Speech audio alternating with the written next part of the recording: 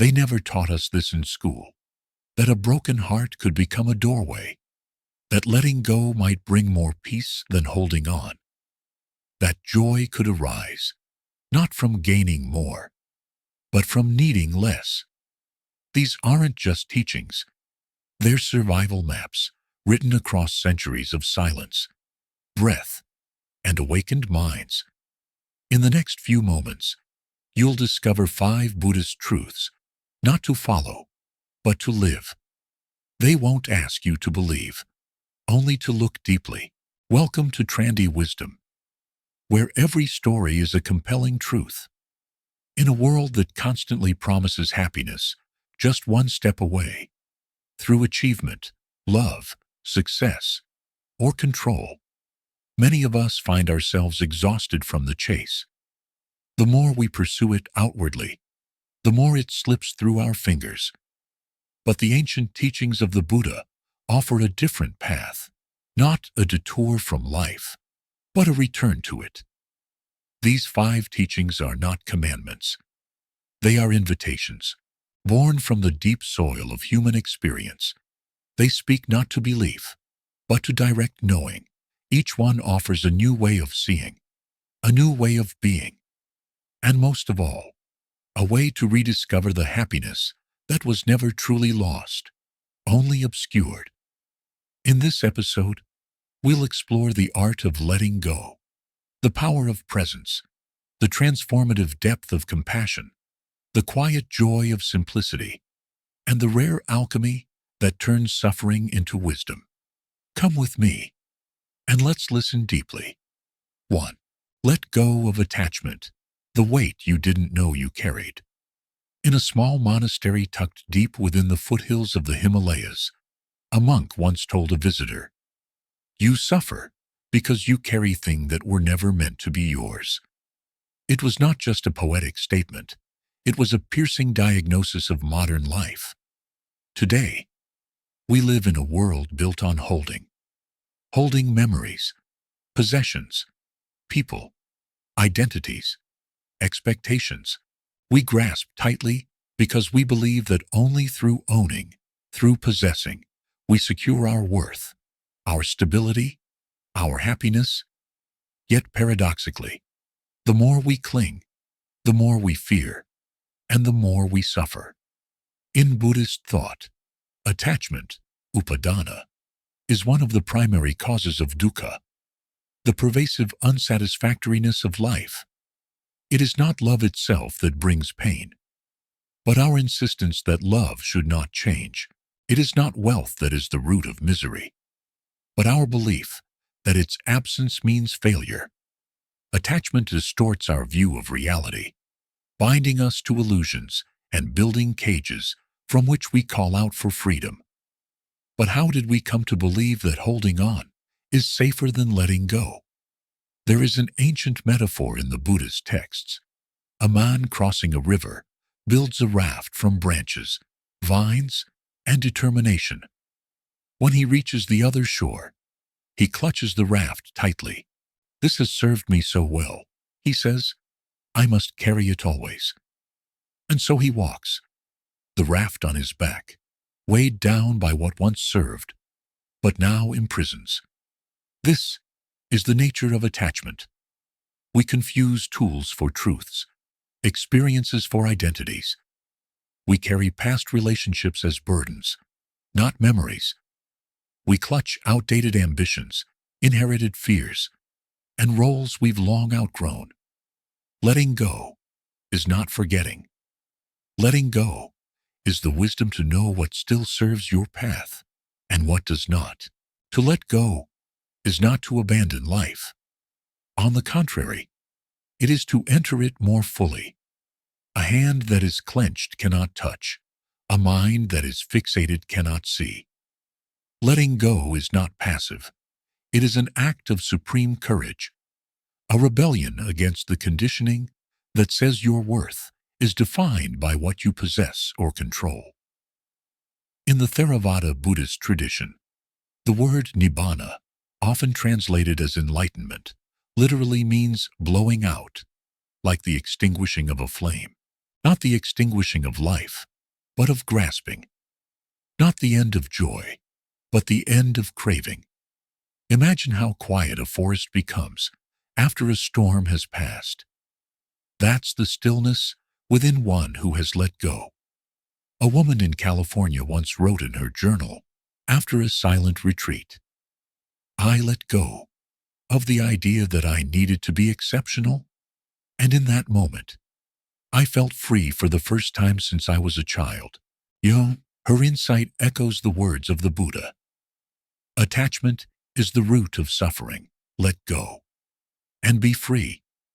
But this practice is not only for monks or mystics. It's for the mother who releases the expectation that her child must fulfill her unspoken dreams. It's for the businessman who loosens his grip on the idea that his value lies in his title. It's for the teenager who lets go of needing to be liked by everyone. This is not renunciation. It is liberation. Letting go begins not with action, but with seeing. We must learn to observe the grasping of the mind, to notice how quickly it latches onto a compliment or recoils from a criticism, to feel the tightness in the body when a plan falls apart. These are not failures. They are invitations. Each moment of clinging is a bell, gently ringing, asking, "Do you still need to carry this?" In one of the Buddha's dialogues, a disciple asks, "Master, what do you teach?" The Buddha replies simply, "I teach suffering, and the end of suffering." That end begins with loosening the fingers of the heart, unclenching the jaw of the soul. And yet, letting go does not mean indifference. It does not mean detachment in the cold, Western sense of the word. It is not a rejection of emotion, but a refining of it. In Buddhist terms, it is the shift from tanha, craving, to metta, loving kindness, to love without clinging, to care without controlling, to feel deeply, yet not drown. This can sound paradoxical. How do we love and still let go? The answer lies in understanding impermanence, not as a threat, but as a truth that makes each moment more precious. A cherry blossom is beautiful precisely because it falls. The rain is sacred because it comes and goes. Your child, your partner, your own body, they are all passing phenomena. To love them is not to grasp them forever, but to honor them while they are here. Imagine your life as a vast sky, and each experience a bird that flies across it. The sky does not chase the bird. It allows it to come and go. This is the spaciousness that arises when we let go of the belief that we must control everything we love. In the forests of Sri Lanka, monks speak of the art of non-grasping. They walk slowly, attentively, barefoot upon the earth, not as an escape from the world, but as an embrace of its true nature. They understand that the tighter one clings to a vine, the more entangled one becomes. True peace it is found not in more, but in enough. To live this way is to shift from fear to faith, not blind faith, but a quiet confidence in the unfolding of life.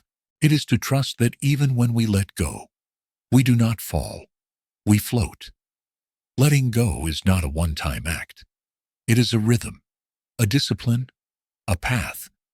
It must be practiced daily, in our conversations, in our decisions, in our silences, and over time, the world begins to soften.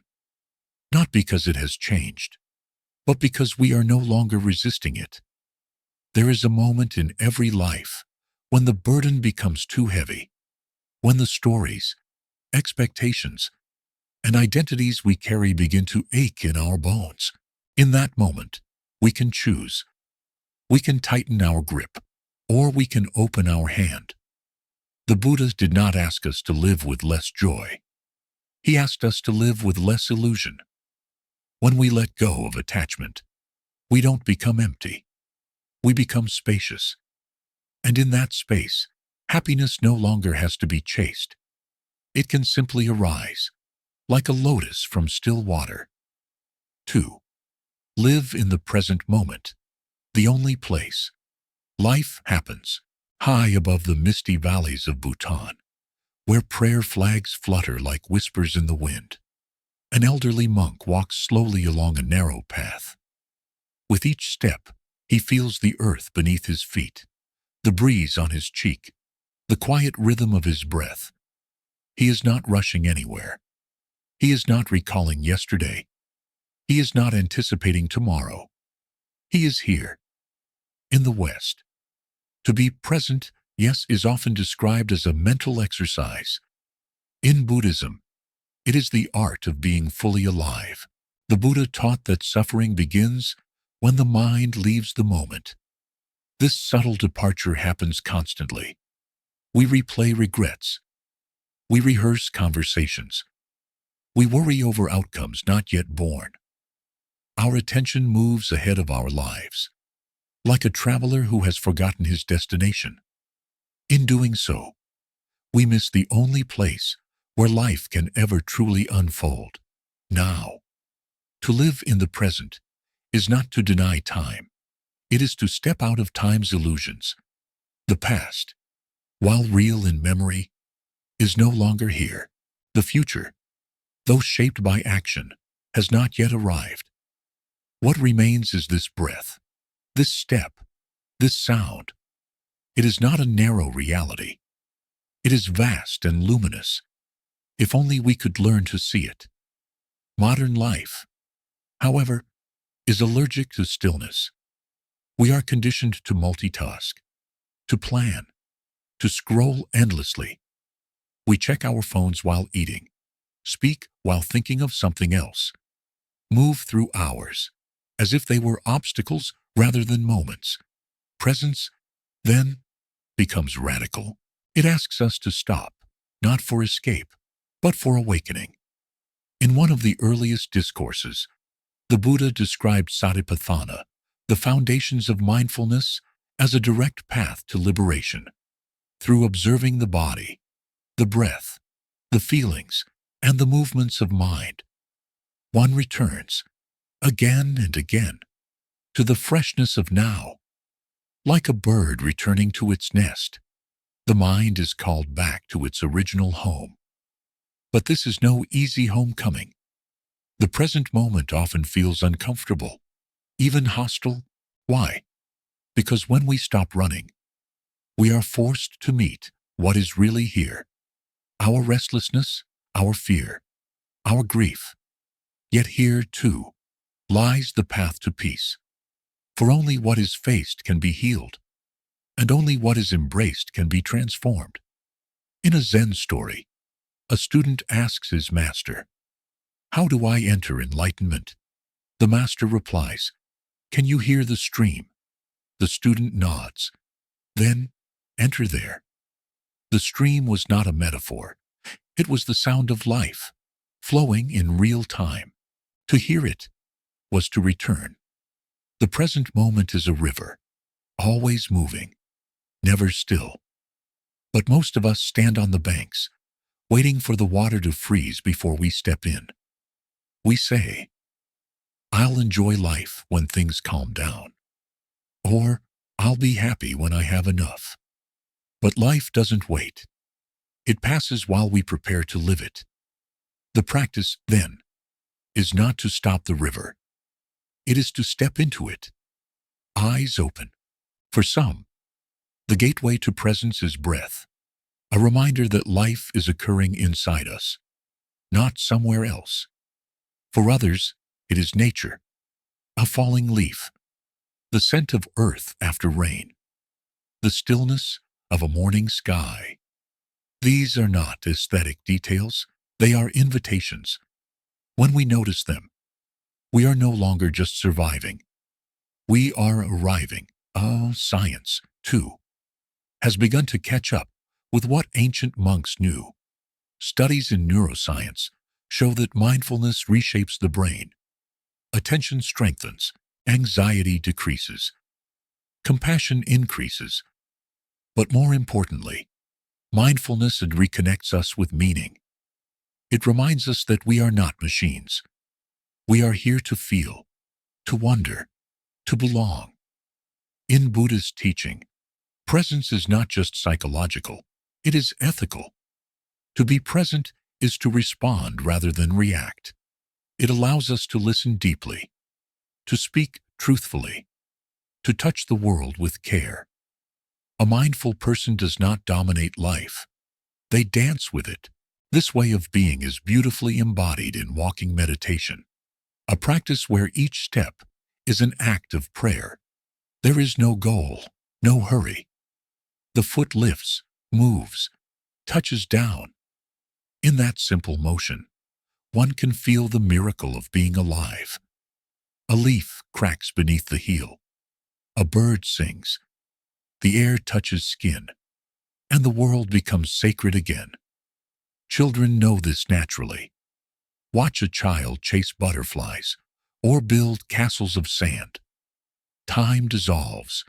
Attention flows freely. Joy is not something they seek. It emerges from presence. As adults, we must learn again what we once knew. That fulfillment lies not in what's next, but in what's now.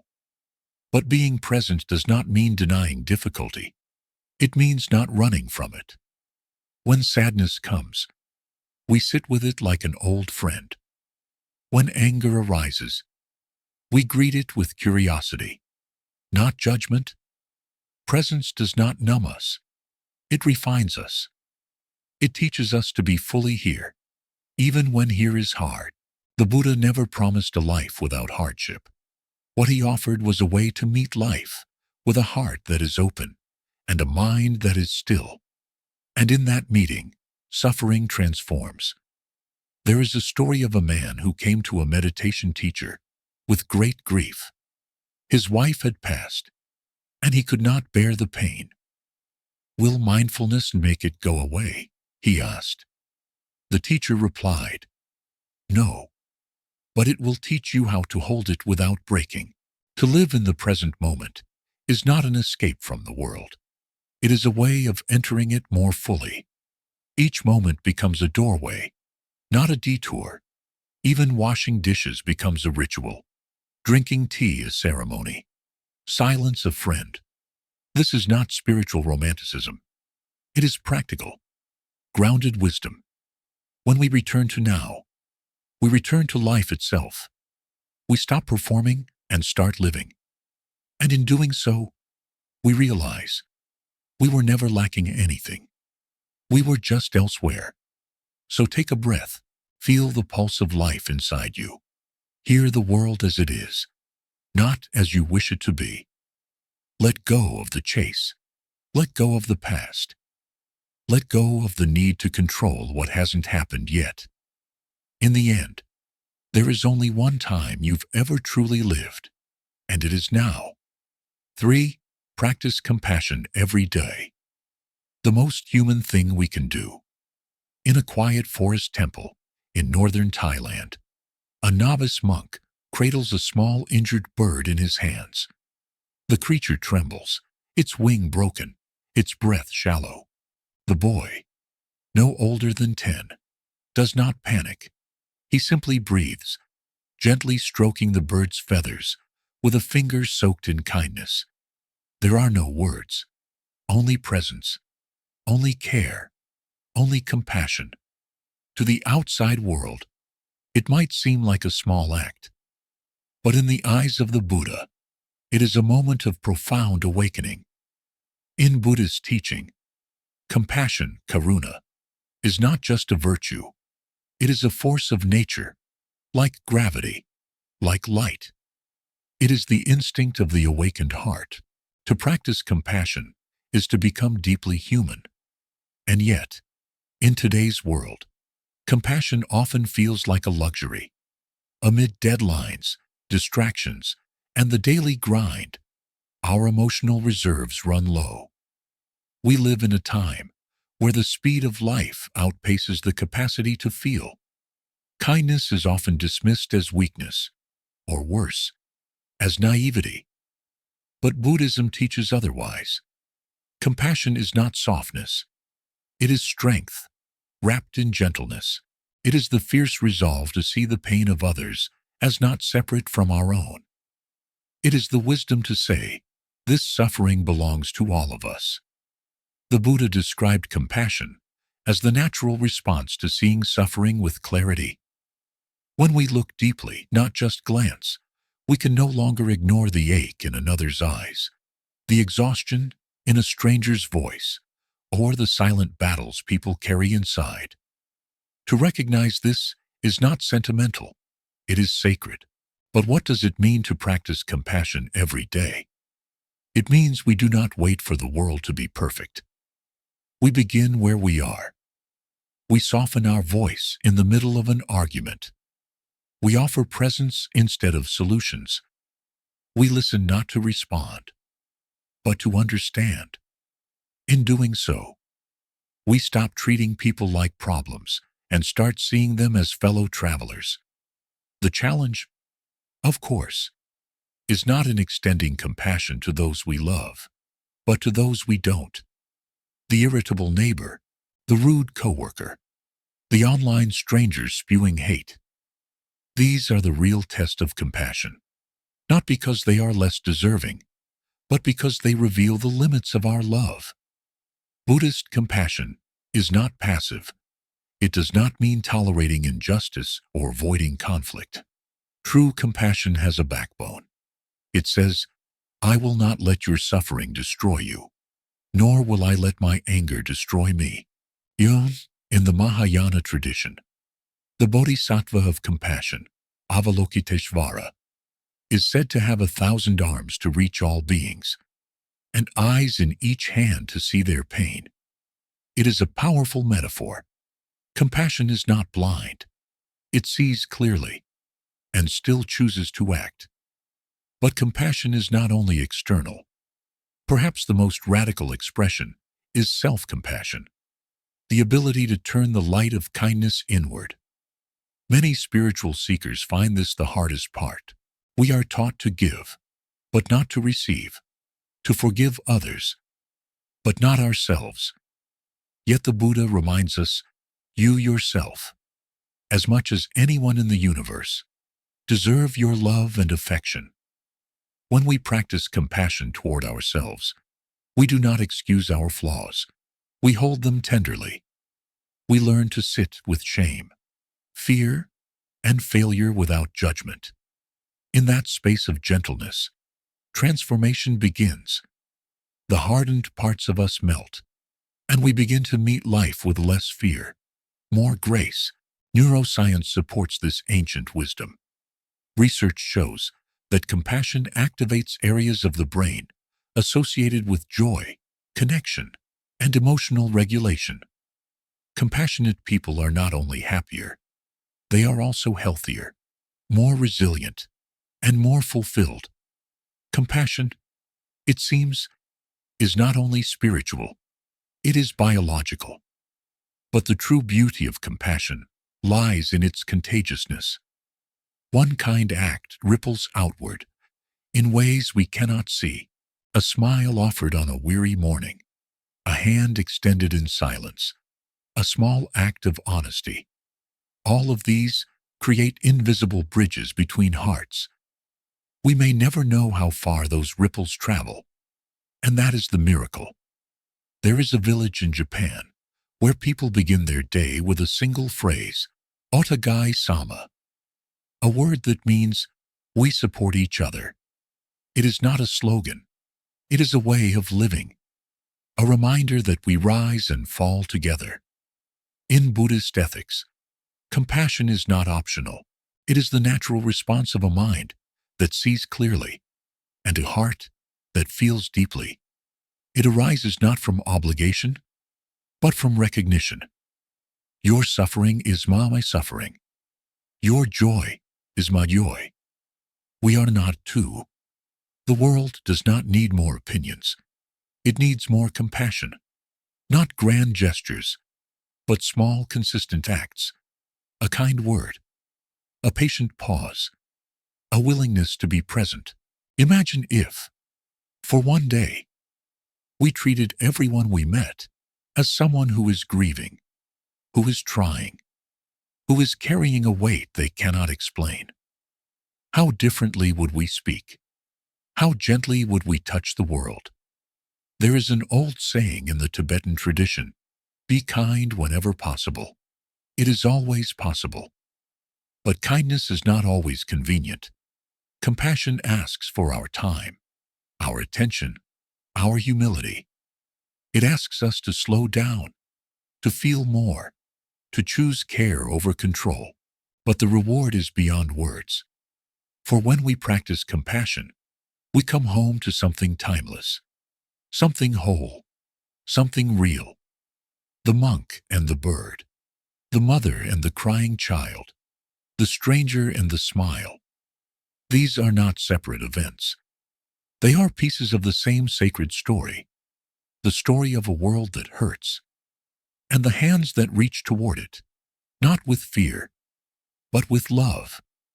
Every day is an invitation to participate in that story, not as spectators, but as healers, and so, we begin again. With each breath, each moment, each choice. 4. Happiness comes from within, rediscovering joy where you least expect it. In the parched highlands of Ladakh, where the winds strip trees to their bones and winter bites deep into stone, an old nun sits beside a cracked wall, spinning a faded prayer wheel. She has no wealth, no electricity, no audience, yet her face radiates something the world is endlessly seeking, an effortless, unshakable joy. She laughs, not from having much, but from needing little. In Buddhist teaching, happiness is not a destination, a reward, or a possession. It is a state of being, available not in some faraway future, but in this very moment, inside the one who is aware. The Buddha never pointed to gold, success, or admiration. He pointed inward. Peace comes from within, he said. Do not seek it without. And yet, nearly every culture, every economy, and every advertising campaign tells us the opposite. Happiness lies in accumulation, in upgrading, in getting more. We chase it through careers, relationships, bank accounts, beauty regimens, and digital validation. But the more we pursue it out there, the more elusive it becomes, like trying to hold water with clenched fists. In this pursuit, we mistake pleasure for happiness and stimulation for fulfillment. But true happiness, as Buddhism teaches, is not about more experiences. It's about fewer distortions. It is not an external condition. It is an internal clarity.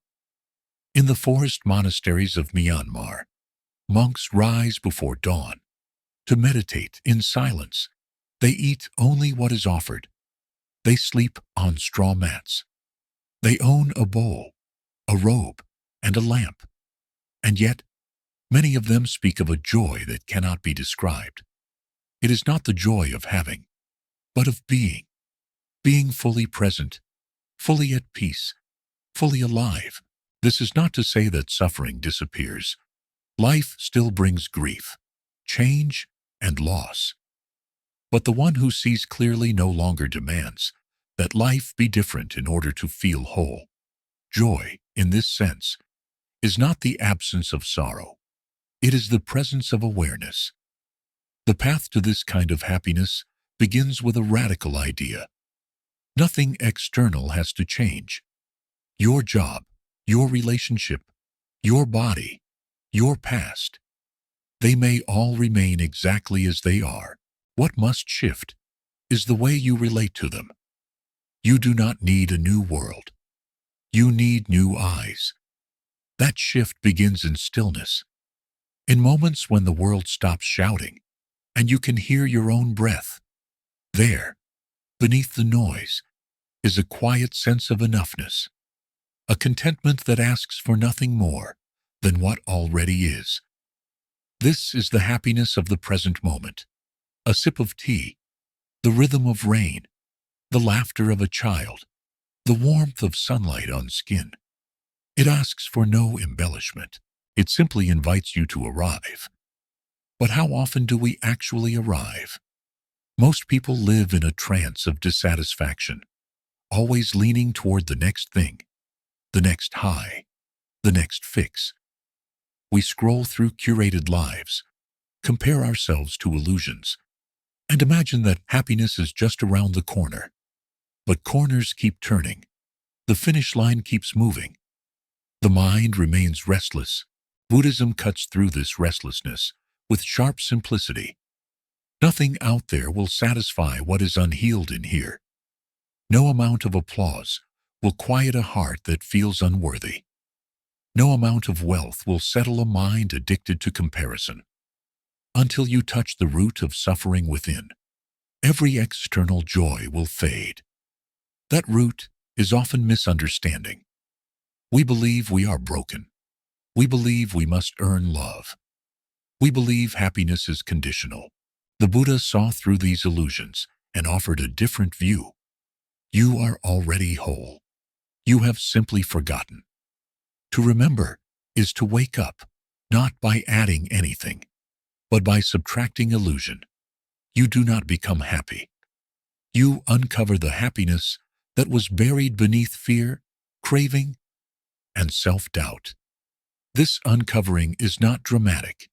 It happens slowly, like snow melting into spring.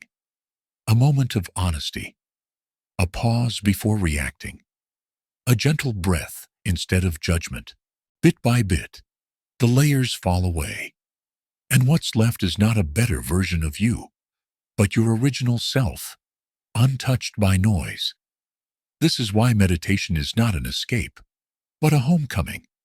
Sitting in stillness, you begin to see the patterns of your own mind, its hungers, its defenses, its dreams. And in seeing, you begin to soften.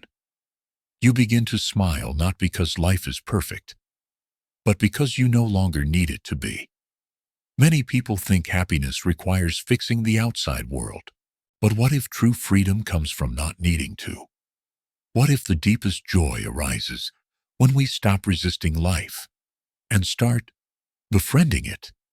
A fisherman in Cambodia once told a visiting teacher, "When I stopped worrying about what I didn't have, I started noticing what I do have." His life hadn't changed. His awareness had. And from that shift, a quiet joy emerged, steady, unshakable, and deeply real. The Buddha called this inner joy piti, a rapture not dependent on sense pleasure, but on inner clarity. It is the joy that arises from ethics, from mindfulness, from letting go. It is the smile that comes from knowing you are living in alignment with your values, not chasing more, but returning to enough. This joy is not private. It overflows. The person who discovers happiness within becomes a source of healing for others, not through advice, but through presence.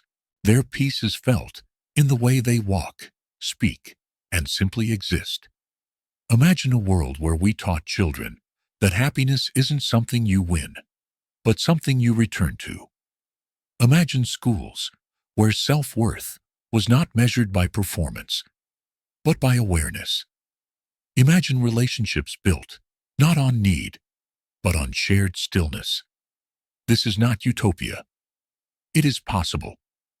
But it begins with one person choosing to turn inward, one person sitting in silence, one person realizing, "I am enough." And from that realization, everything changes, not the world, you.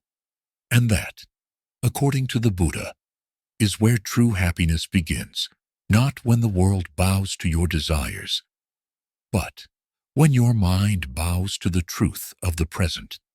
5. Transform suffering into wisdom, where pain becomes the teacher.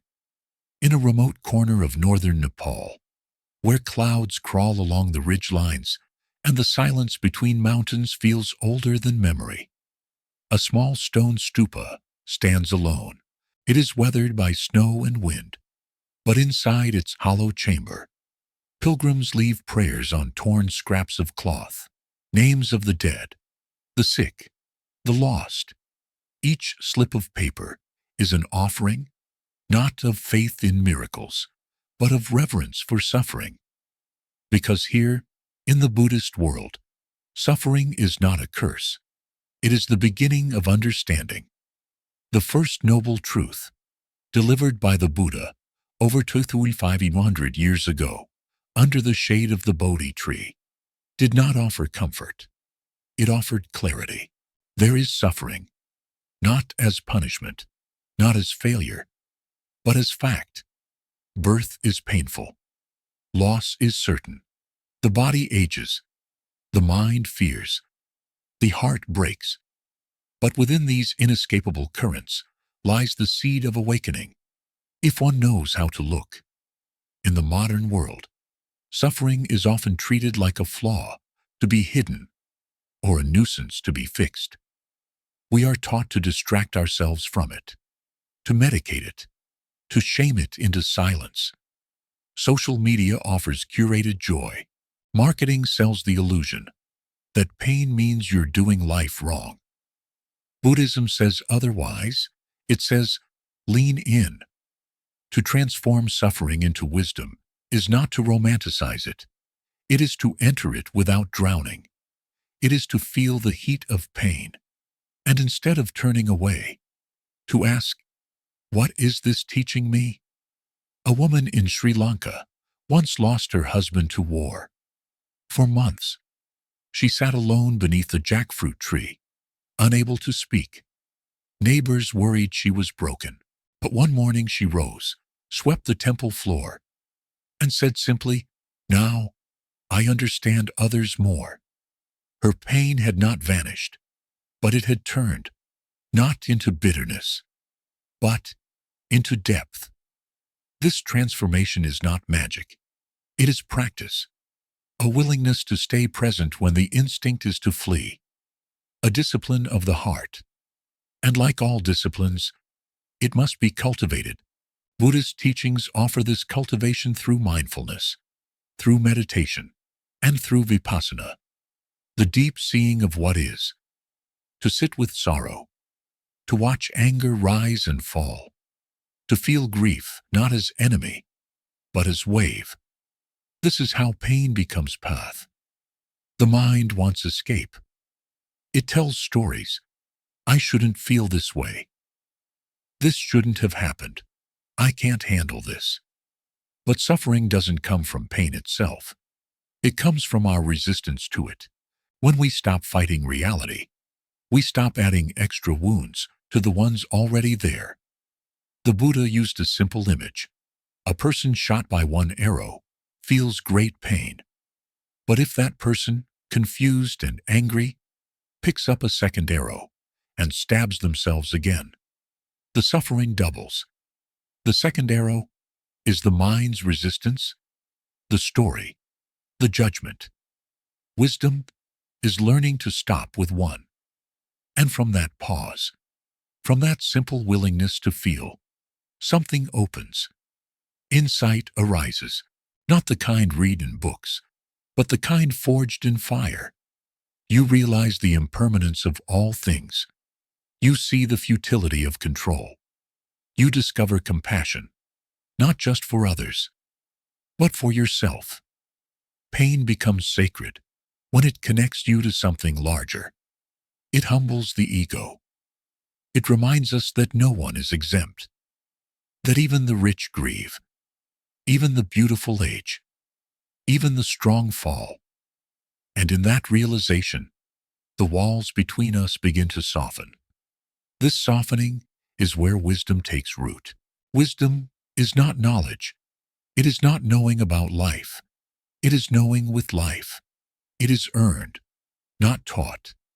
It rises like morning fog from fields of experience, and it often emerges most clearly from sorrow. A young monk in Vietnam once said, "Before I suffered, I judged quickly. After I suffered, I listened more." This is the shape of wisdom, not cleverness, but openness, a widening of the heart. And still, there are days when the pain is too raw, too close. On such days, transformation does not mean insight. It means breathing. It means surviving. It means not collapsing. That, too, is wisdom, the wisdom of not giving up. There is a story in the Buddhist tradition of Kisa Gautami, a woman whose child died in her arms. Mad with grief, she begged the Buddha to bring him back. The Buddha told her to bring him a mustard seed from a household untouched by death.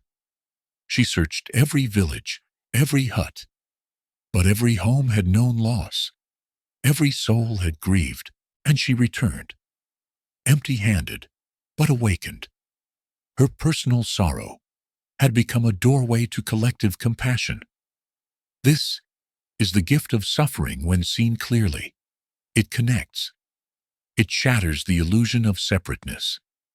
It reveals the invisible thread running through every human life. So how does one walk this path? Not around pain, but through it. First, with presence, to feel what you feel, without rush, without apology. Second, with curiosity, to ask, where does this hurt live in my body? What beliefs arise with it? What does it want me to see? Third, with gentleness, to meet the ache not as a failure, but as a visitor, not one to be evicted, but to be heard. And finally, with faith, not blind belief, but trust in the process. Trust that this, too, belongs, that something is being forged in the dark. Over time, something shifts. The storm quiets, the sharpness dulls, and in its place, a strange light begins to glow. It is not the light of naive optimism. It is the steady flame of one who has walked through fire and come out whole. To transform suffering into wisdom is to become a mirror for others, not by offering advice, but by embodying depth. People feel it in your presence, in your silence, in your unspoken understanding. You become a refuge, not because you were spared pain, but because you were not. The stupa in the mountains remains, weathered, still, filled with silent prayers. Like all of us, true happiness was never hiding. It was simply waiting, beneath the noise, beyond the chase, within your own quiet knowing. These 5 teachings are not steps to follow, but seeds to water. Some may take root today. Others will wait for a quieter season in your life. Either way, the path has already begun. And remember, wisdom isn't measured by how much we know, but by how gently we live, how deeply we see, and how freely we love. If this journey touched something in you, stay close. There are more stories, more moments, and more truths waiting to be uncovered. Thank you for watching Trandy Wisdom, where every story is a compelling truth.